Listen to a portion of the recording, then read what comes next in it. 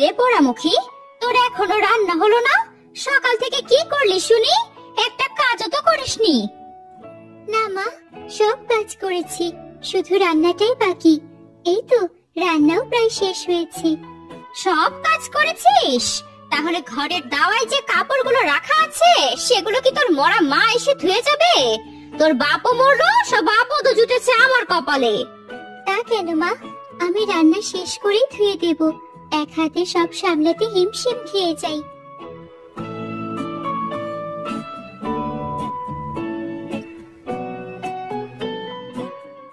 মা, আমার খুব খিদে পেয়েছে। কিরে লাবণ্য, এখনো তো রান্না হয়নি, আমি খাবো কখন শুনি? ও মা, তুমি কিছু বলছো না কেন? আহা মা, তুই আবার রান্নাঘরে আসতে গেলি কেন? তুই যা, ঘরে যা, তোর মুখখানা কালো হয়ে যাবে না আবার। হ্যাঁ বোন, তাই তো, এই আমার হয়ে গেছে। তুই গিয়ে বস, আমি তোকে খেতে দিচ্ছি। মা, বলছিলাম কি, সকাল থেকে তো এত কাজ করছি, খিদেও পেয়েছি খুব। আমিও তোমাদের সাথে বসে একটুখানি খেয়ে নেই, খুব খিদে পেয়েছে। খিদে পেয়েছে, একটুখানি খেয়ে নেই বলি? সাহস তো কম না। যেই দেখেছিস আমার মেয়েটা খেতে বসেছে, অমনি অমনি লোভ ধরে গেল।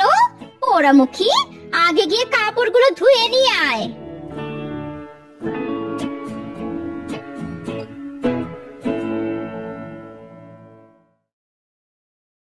কিরে লাবণ্য, কাপড় ধুচ্ছিস বুঝি? তা তোর গায়ে জোর নেই বুঝি? শরীরটা যে আর চলছে না গো চাচি।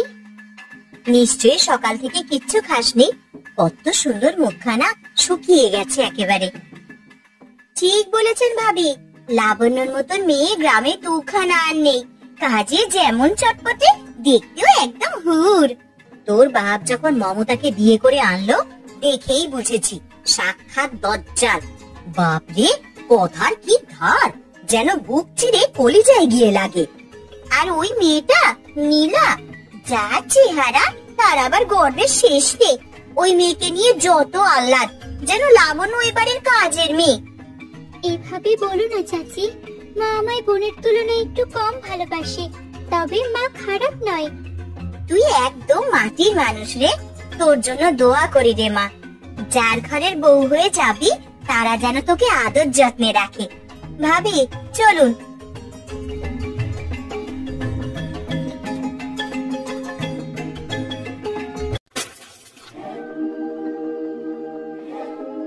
এই যা, সব ধুয়ে আনা কাপড়গুলো তো আবার নোংরা হয়ে গেল। আরে, আপনি আঘাত পাননি তো? না না, আমি ঠিক আছি। আমি দুঃখিত, আমার জন্য আপনার ধুয়ে আনা কাপড় আবার নোংরা হয়ে গেল। কাপড়গুলো আমি ধুয়ে নেব। এ কি, আপনার তো হাত কেটে গেছে, রক্ত পড়ছে তো। আহা, আপনি এত ব্যস্ত হবেন না। আপনি তাড়াতাড়ি বাড়ি চলে যান, আমার আবার এগুলো ধুয়ে বাড়ি যেতে হবে, না হলে কপালে দুঃখ আছে।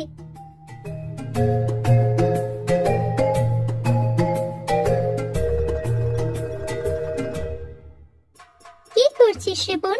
কি সুন্দর দেখাচ্ছে তোকে। সুন্দরকে তো সুন্দর দেখাবেই। আমি কি আর তোর মতন এমন ভিখিরির মতন থাকি নাকি? আমি সব সময় নিজের যত্ন নিই, সেজে গুজে থাকি, বুঝলি?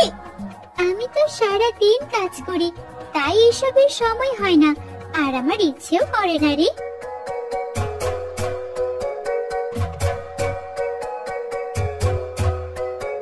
সাজলে কি তোকে সুন্দর লাগবে নাকি? আমার মেয়ের মতো গ্রামে এত সুন্দর কেউ আছে? যেমন সুন্দর রূপ, তেমন সুন্দর চুল। দেখবি নীলার জন্য অনেক ধনী ঘরের ছেলে আসবে। আমিও দোয়া করি মা, বোন ভালো ঘরে যাক। আয় বোন, আমি তোর চুলগুলো সুন্দর করে বেঁধে দেই। দেখিস আবার চুলগুলো ছিঁড়ে দিস না যেন, ভালোভাবে বেঁধে দিবি।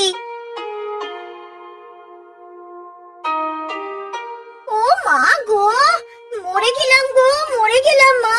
ওহ, চুলগুলো সব ছিঁড়ে ফেললো গো।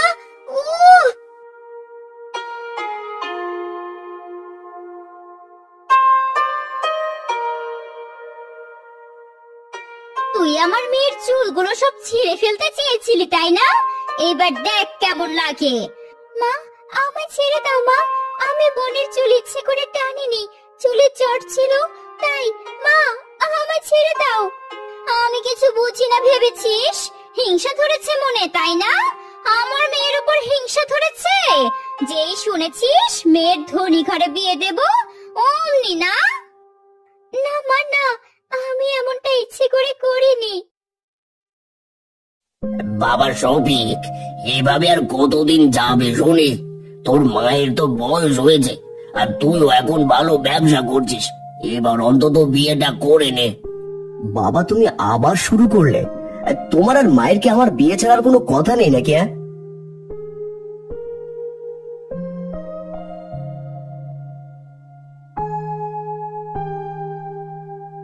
তোর যদি কোনো মেয়ে পছন্দ থাকে তাহলে সেটা আমাদের বল, আমরা তাকেই বউ করে আনি। কিরে, কোন ভাবনায় ডুবে গেলি?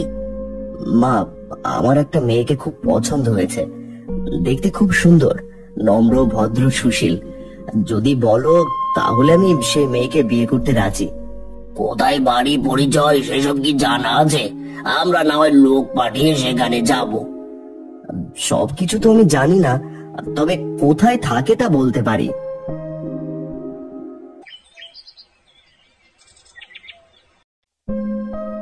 বাড়িতে কেউ আছো নাকি? ও মমতা, বলছি বাড়িতে আছো নাকি? আরে সুখবর নিয়ে এসেছি গো, তাড়াতাড়ি বাইরে এসো। আরে আসছি আসছি। কি হলো কি জহির ভাই, এভাবে ডাকছেন কেন? আরে তোমাদের যে কপাল খুলেছে গো, তোমার মেয়েকে যে ধনী ঘরের ছেলের পছন্দ হয়েছে, কালই দেখতে আসবে বলেছে। কি বলছেন, সত্যি? হ্যাঁ, আমি জানতাম আমার মেয়ের জন্য নিশ্চয়ই ধনী ঘরের ছেলেই আসবে। তাদেরকে আসতে বলুন ভাই। আলহামদুলিল্লাহ, বোনের জন্য সত্যি খুব খুশি লাগছে। এইসব আদিক্ষেতা দেখাতে হবে না। কে জানে তোর নজর লেগে আবার কোন অঘটন ঘটে। শোন, এখন থেকে আমার মেয়ের কাছ থেকে দূরে দূরে থাকবি। তোর মতো অপয়া মেয়ের ছায়া যেন আমার মেয়ের গায়ে না পড়ে।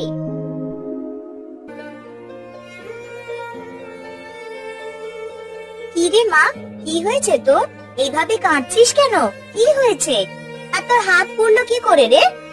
আমার তো কপালটাই পোড়া চাচি, হাত পুড়ে যাওয়া তো সামান্য ব্যাপার। এভাবে কেন বলছিস? কি হয়েছে আমায় বল। রান্না করার সময় না, রাগ করে আগুনের কাঠ দিয়ে মেরেছিল মা, তাই পড়ে গেছে। মা অবশ্য ইচ্ছে করে এমনটা করেনি।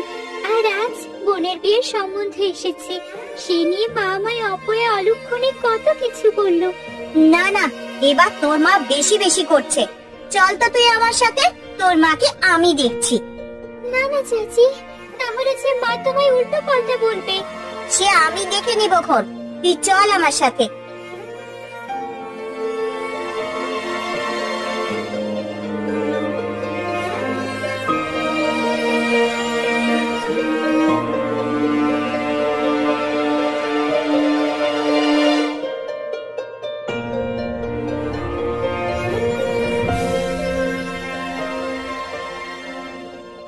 মমতা ভাবি, মমতা ভাবি। কি হলো কি ভাবি, এইভাবে চেঁচাচ্ছেন কেন? এই পোড়ামুখী আবার কিছু করেছে নাকি? আজ আমি তোকে মেরেই ফেলবো। বাকি কোথায় রেখেছেন? মেয়েটাকে মেরে ফেলার বাকি কোথায় রেখেছেন আর আপনি? রোজ রোজ এত অত্যাচার করলে মেয়েটা বাঁচবে আর কদিন? এই যে মেয়েটার হাত পুড়েছে, সে আপনি দেখেননি? দেখবেন কি করে? দোষী আর নিজের দোষ দেখতে পায় কখনো? ও ফকিন্নির বাচ্চা, আবার গোয়েন্দা লাগিয়ে নিচ্ছিস আমার কথা শোনাতে? মেয়েটার উপরে এত অত্যাচার না করলে কি হয় না ভাবি? গ্রামের সবাই জানে আপনি মেয়েটার উপরে কতটা নির্যাতন করেন। শুনলাম তো নীলার জন্য নাকি বিয়ের ঘর এসছে, তো সেও তো পরের ঘরেই যাবে। ও যেন আবার আপনার মতন না হয়। আমার মেয়ের জন্য ধনী ঘরের লোক এসেছে। মেয়েকে আমার রাজরানীর মতো রাখবে, দেখে নিও তোমরা। এক একজনের হিংসা দেখো। একটা কথা সব সময় মনে রাখবেন ভাবি, অহংকার পতনের মূল। এই চলো সবাই এখান থেকে।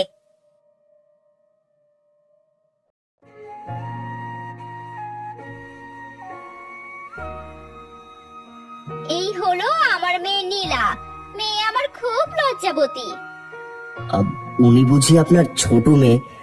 আমি যার বিয়ের প্রস্তাব নিয়ে এসেছি সে কোথায়? এ কি বলছো বাবা?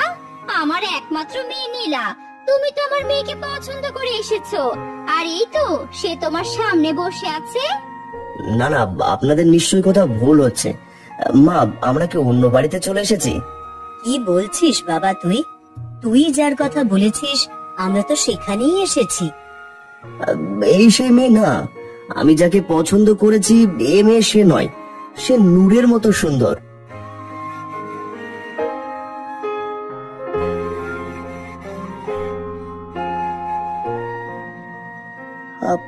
আপনি, আপনার মুখে কিসের দাগ এগুলো? আরে আপনি, এর মানে আমার বোনের জন্য আপনি বিয়ের প্রস্তাব নিয়ে এসেছেন। মা, উনি খুব ভালো।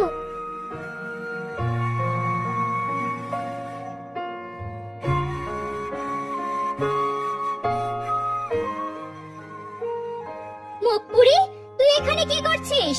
তোকে বলেছিলাম না এইখানে তোর মুখ না দেখাতে। কি করছেন আপনি? মারছেন কেন? আর বলো না বাবা, এই মেয়েকে কতবার বলেছি এখানে যেন না আসে। আসলে ও আমার সৎ মেয়ে, একটা কথাও শুনে না। আমি জানতাম সে আপনার মেয়ে, আর আমি ওনাকে পছন্দ করে এখানে এসেছি। এসব আপনি কি বলছেন? আপনার নিশ্চয়ই কোথাও ভুল হচ্ছে। না মা, আমার ছেলের ভুল হচ্ছে না। সে যা যা বলেছিল সব গুণ তোমার মাঝে আছে। আমি চাই তুমি আমার ছেলের বউ হয়ে আমার ঘরে আসো, নাকি এমন মায়ের সন্তানকে আমার ছেলের বউ বানাবো যে মানুষকে মানুষ মনে করে না। মা এমন হলে তার মেয়ে কেমন হবে তার বোঝার বাকি নেই। না না, আপনারা এসব কি বলছেন? মা, তবে কি আমার আর ধনী ঘরে বিয়ে হবে না? লোভী মেয়ে এবং মা, আপনারা মেয়েটার উপর কতটা নির্যাতন করেন তা দেখেই বোঝা যাচ্ছে। লাবণ্য, আমি আপনাকে আমাদের সাথে নিয়ে যেতে চাই, যেখানে আপনার সম্মান, ভালোবাসা, মা বাবার আদরের কোনো কমতি হবে না। আপনি কি আমায় বিয়ে করবেন? লাবণ্য মাথা নাড়িয়ে সম্মতি জানালো। এবার তারা লাবণ্যকে তাদের সাথে নিয়ে গেলেন। আর এদিকে গ্রামের মানুষরা নীলা আর তার মাকে নানান কথা বলতে থাকে। মমতা ভাবি, একটা কথা সব সময় মনে রাখবেন, উপরওয়ালা এতিমের হক মারেন না। আর অহংকার, লোভ, হিংসা সবকিছুই পতনের মূল।